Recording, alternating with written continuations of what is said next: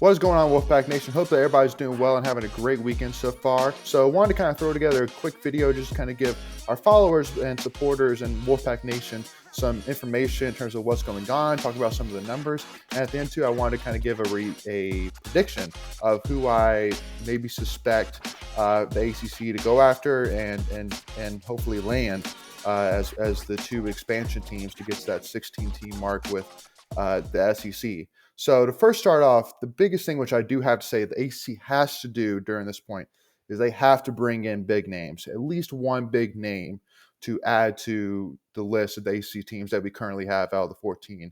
And this kind of I'll go ahead and say right now, kind of immediately kind of for me draws out the names like UCF and Cincinnati that a lot of teams are talking about, a lot of people are talking about right now. But to me, they're still at the beginning stages of their programs in terms of growing it.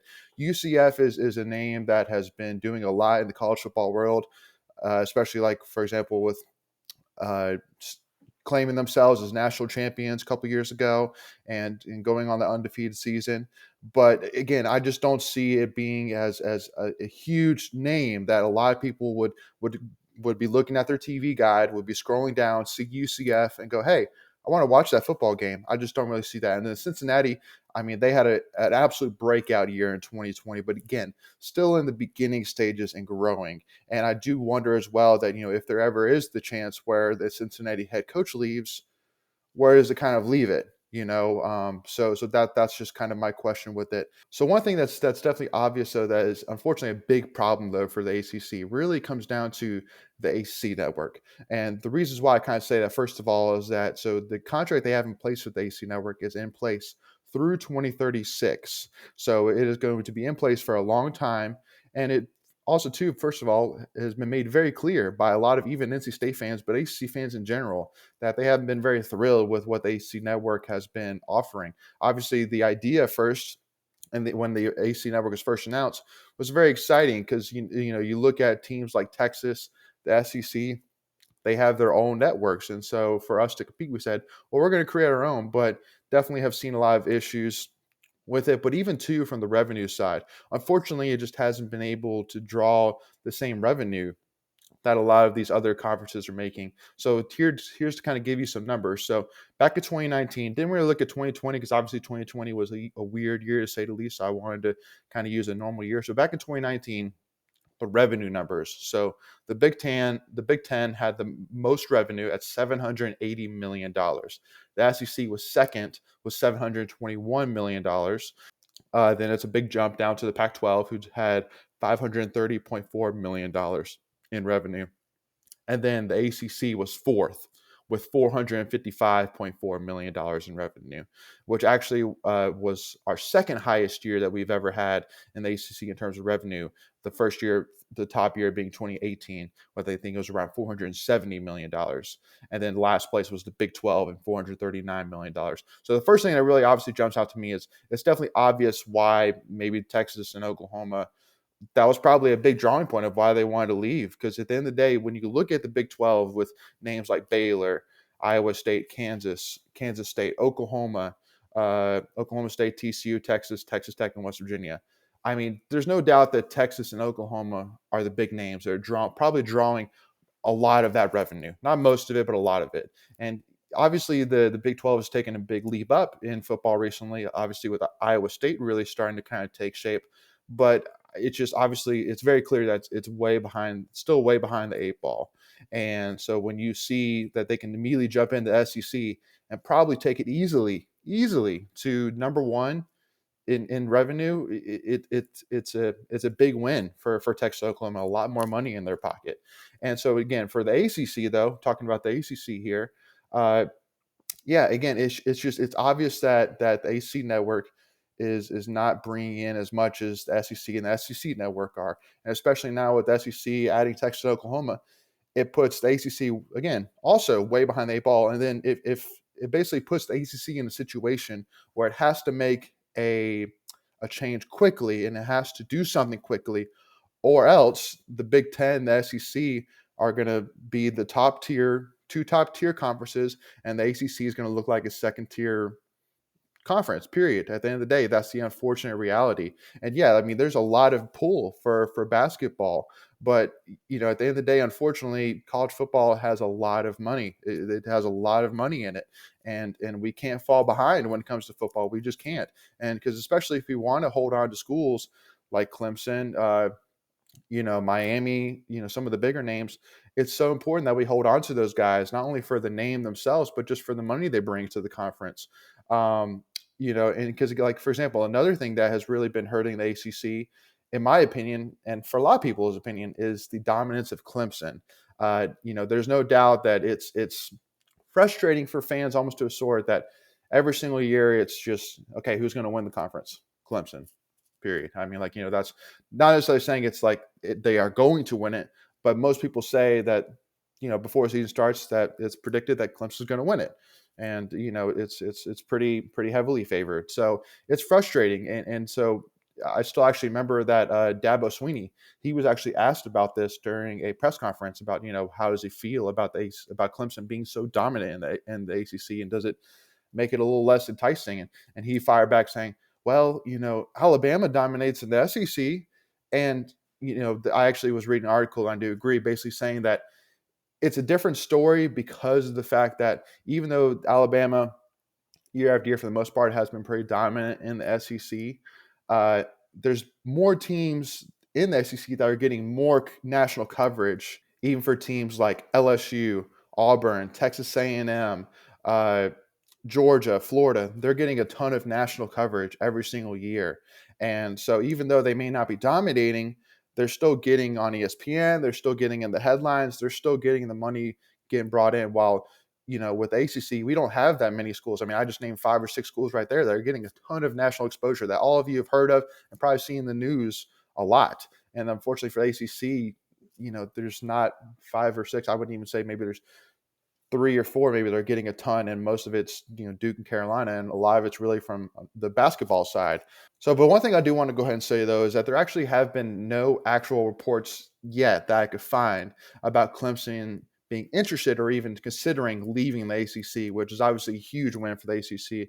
But again, the problem is that if the ACC doesn't move quickly, just like I was just saying, and make changes, it's going to force Clemson's hand eventually to leave the ACC, just because at the end of the day, if they can go somewhere else and get a lot more respect, and especially because that's one thing that Dabo Sweeney, he always is complaining about, unfortunately, is that, that Clemson could start off number 1 in the country, go undefeated, but then end up number 3 in the country.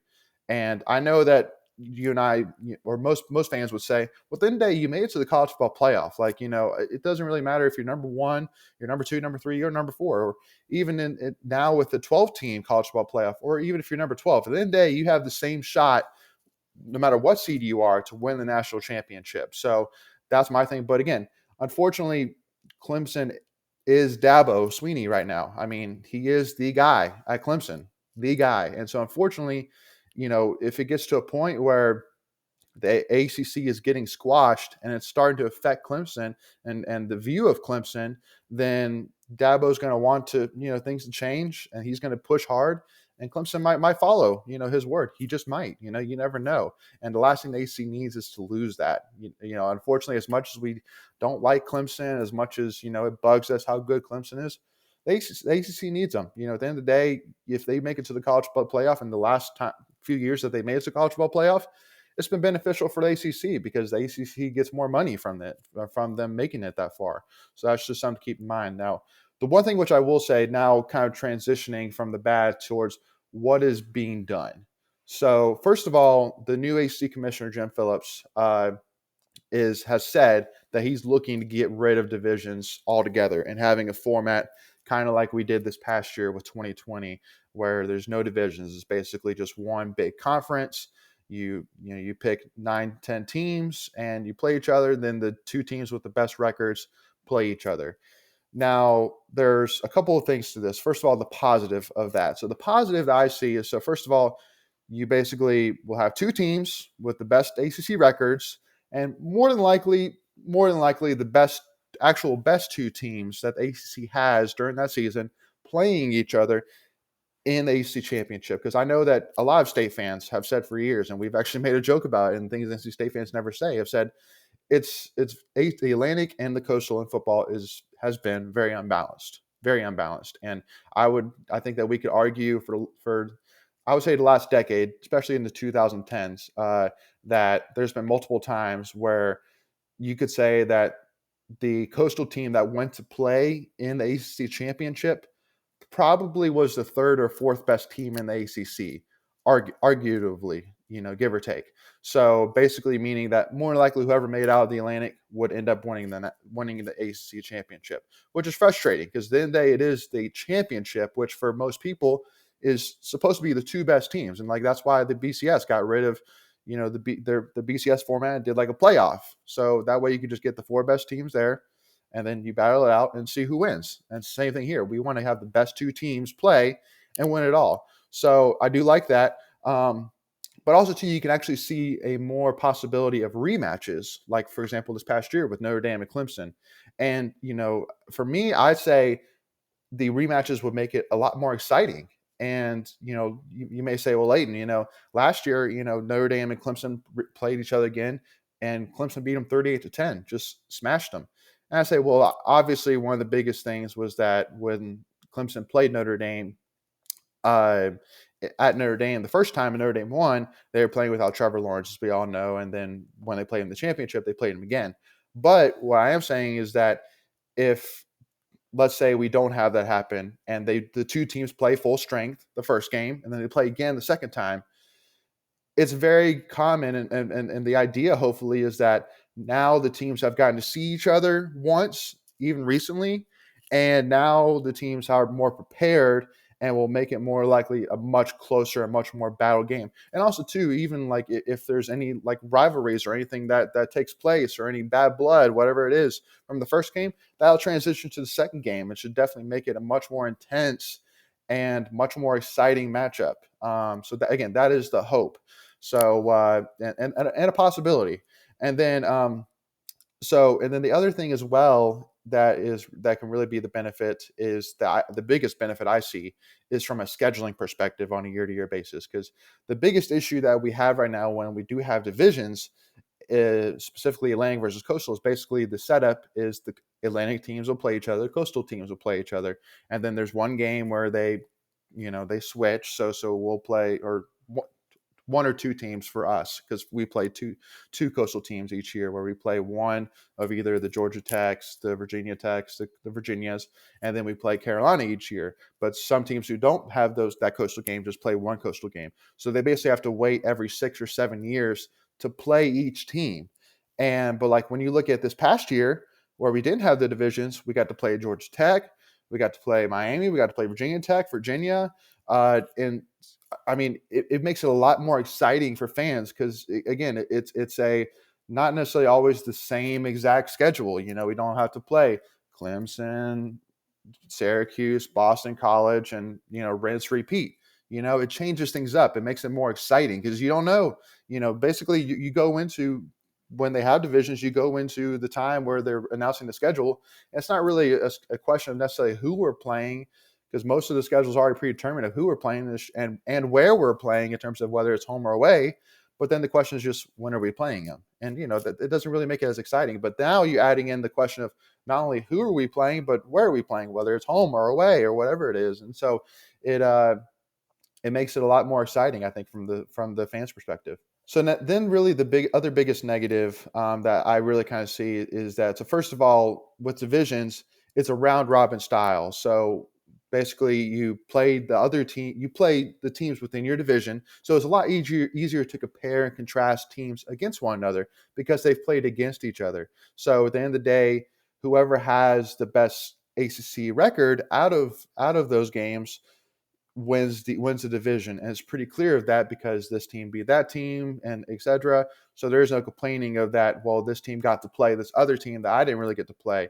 For the most part, you all get to play each other in the same team, so it's much easier. But if you get rid of the divisions, then there might be years where we play Clemson, there might be years that we don't, there might be years that we play Notre Dame, there might be years that we won't.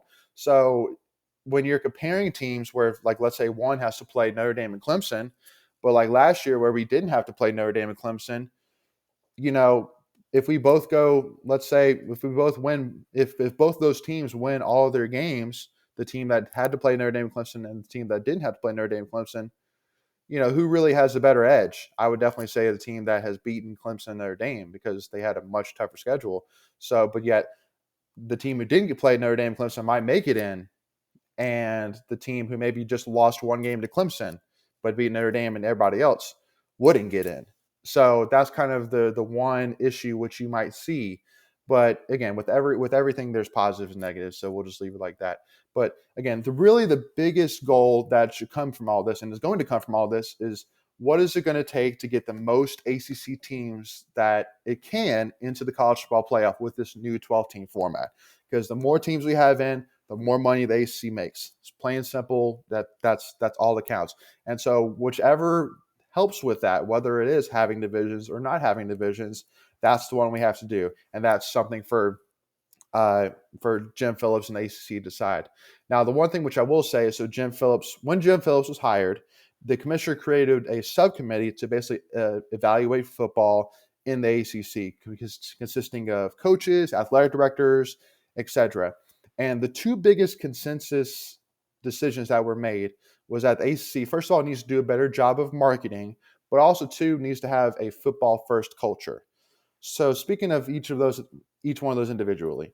So first of all, when it comes to marketing, that's an easy fix. At the end of the day, it just is a mindset. It's a culture. It's hiring more experienced media people, not only just for each ACC team, but for the ACC altogether and the ACC network altogether. And the biggest thing I've been reading that has been made very evident in terms of that change was during ACC Media Day.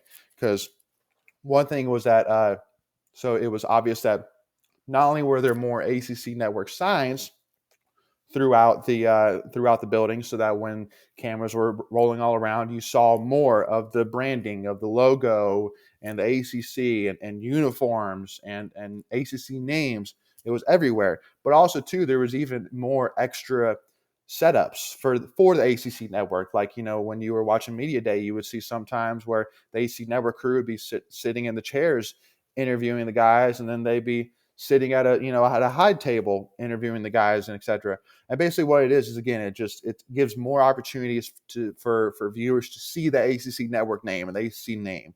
And also, too, the other thing is that there was a lot more push of getting out content.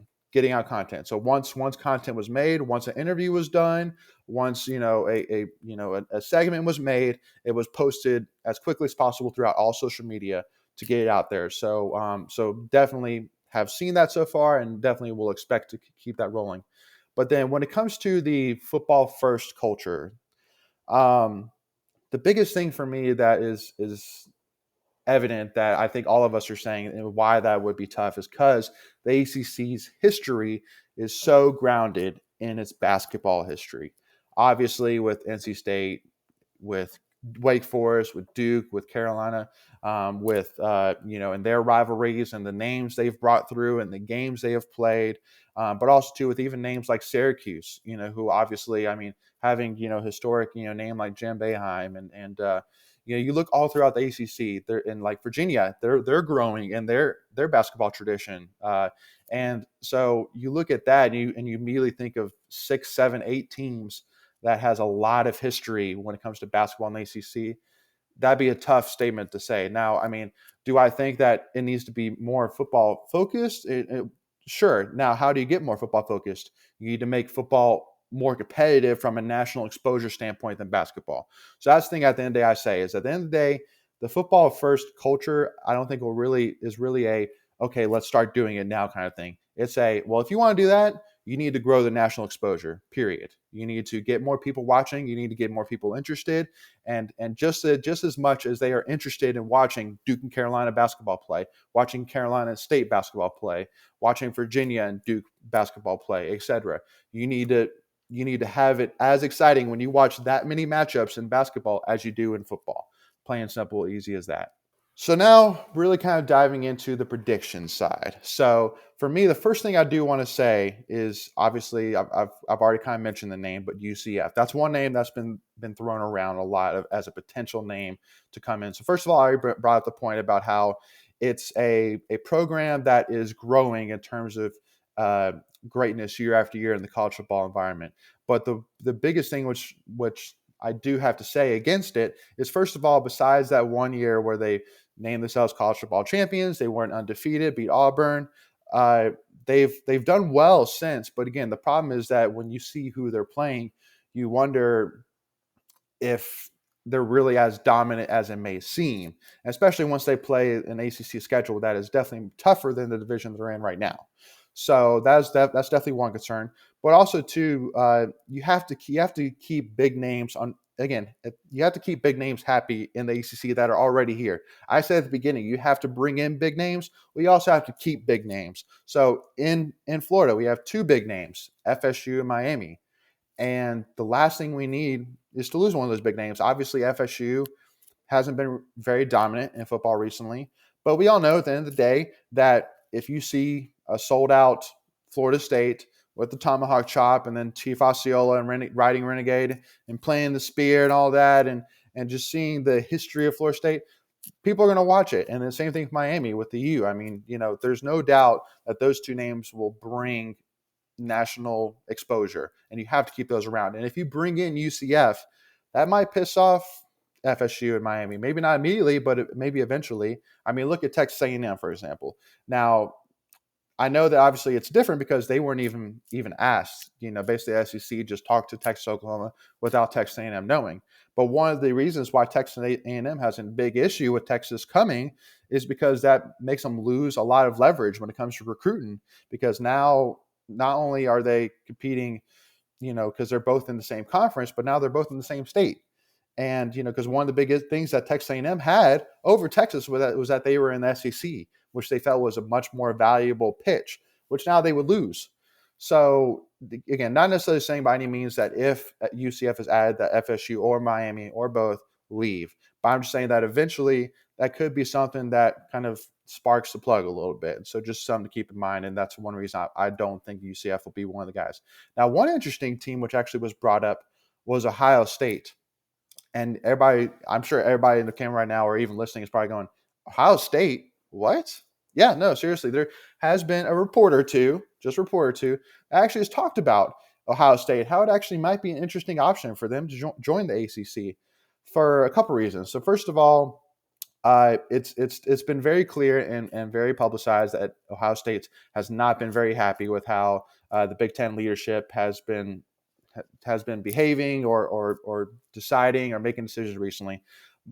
One example in particular is basically how they decided to handle the COVID situation. Obviously, there was a, I mean, it was they were shut down for a while and they were basically scrambling and had no plan on how to handle coming back with football. And we're talking about playing in the spring and obviously Ohio State and a lot of others were very not happy. So luckily enough, Ohio State and the Big Ten decided to play, but still, I know Ohio State was not happy with that they even did that in the first place. But again, so at the end of the day, right now, it is really about competing against the SEC because obviously for the SEC, they were already making about $721 million in revenue for 2019. And then adding a school like Texas Oklahoma, who obviously for the Big 12 was making most of the revenue that they were making, they're going to take a drastic leap in terms of the revenue they were making.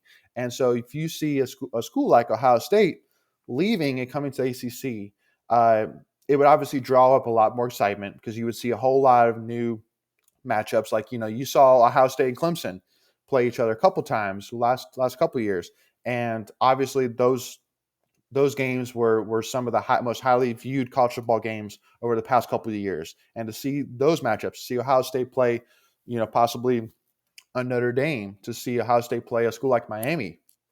I mean, it just draws up names from the past. It's going to be a lot more enticing to fans. And also, too, on top of that, it would also be a huge uh, bargaining tool for the ACC to get out of their agreement with the ACC network and go to the ESPN to agree with a new contract and making more money. And now, obviously, the one thing which I will 100% say this is a long shot. I don't think that the Ohio State would come.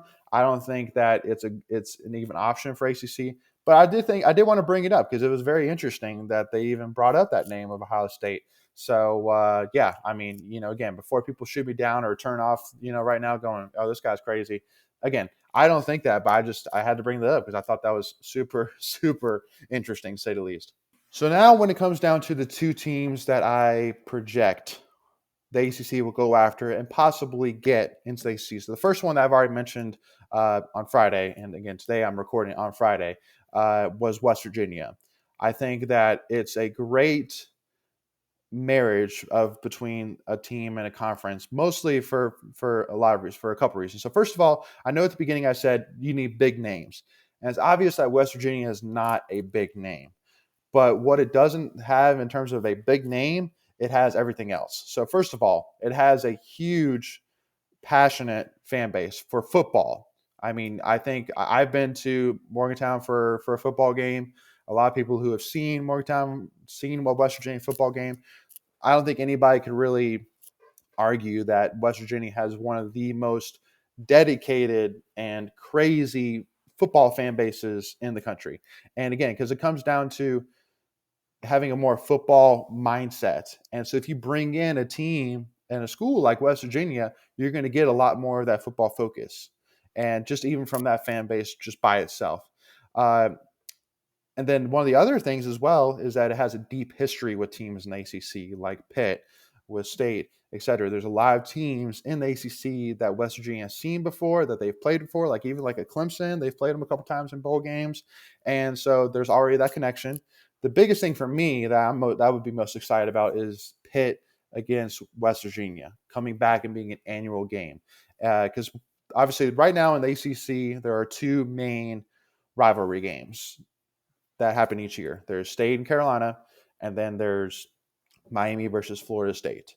But again, you're adding that third one in. And again, this is one that fans are going to watch. And if they aren't watching, it's because they don't know the history, which is it's very obvious how much Pitt and West Virginia do not like each other.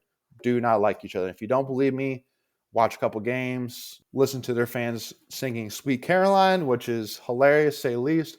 It's no doubt that it would bring fans to watching that game. It would bring fans to tuning in for that game, no doubt about it. And then the other thing as well that it would add is it would add not only a great, a solid football team that could compete in the ACC, but also to bring in a basketball program that, as we all know, can compete in the ACC and not necessarily win it all, but they can compete to win it all for sure. I think they could easily jump in right now into the ACC and be at least a mid-tier team each year easily. And then my other prediction in terms of other teams, so I already said West Virginia, but the other team that I predict is Notre Dame. They have to add Notre Dame. It makes too much sense. It meets everything that the ACC is looking for and the ACC needs right now. Again, Notre Dame is a big name. There's no doubt about it. They're arguably the biggest name in college football, period. So bringing that in, you immediately put yourself back in the possibility of competing with the SEC in terms of revenue. And actually, even Jim Phillips made it even perfectly clear just earlier this week at ACC Media Day that he wants Notre Dame to be in the ACC, saying, and I quote, they had a chance to play a fantastic and entertaining schedule, play for a conference title, and play for a national championship. So, again, I mean, for Notre Dame, the thing that the ACC can provide for them is provide a lot of more entertainment for the Notre Dame fans. Because one of the things which I've even said for a long time that I haven't stood in terms of why Notre Dame would have fans besides just the name itself and the history of Notre Dame is because then all they're playing for each year is for a national championship. That's it. They're not playing for a conference title.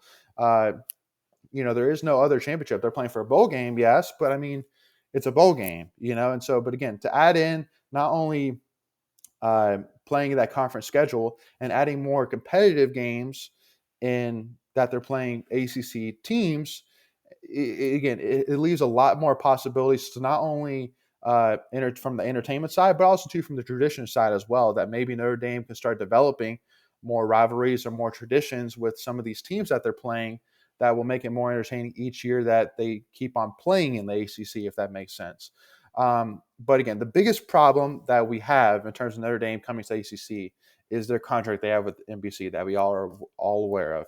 And the NBC contract first started back in 2016, and it's going to run through 2025. So, and Notre Dame is paid $15 million per year as a part of this contract. Now, the other thing that I've noticed in terms of how they make money, and one thing that's kind of a benefit for them to stay independent, is that the college football playoff actually awards money to the independent programs, regardless if they made the college football playoff or not. So, over the years from 2014 to 2018, Notre Dame made a total combined sum of $28 million. So, about $5.6 million per year each year. So now you may say, well, I mean, that's $15 million plus $5.6 million, about $20 million.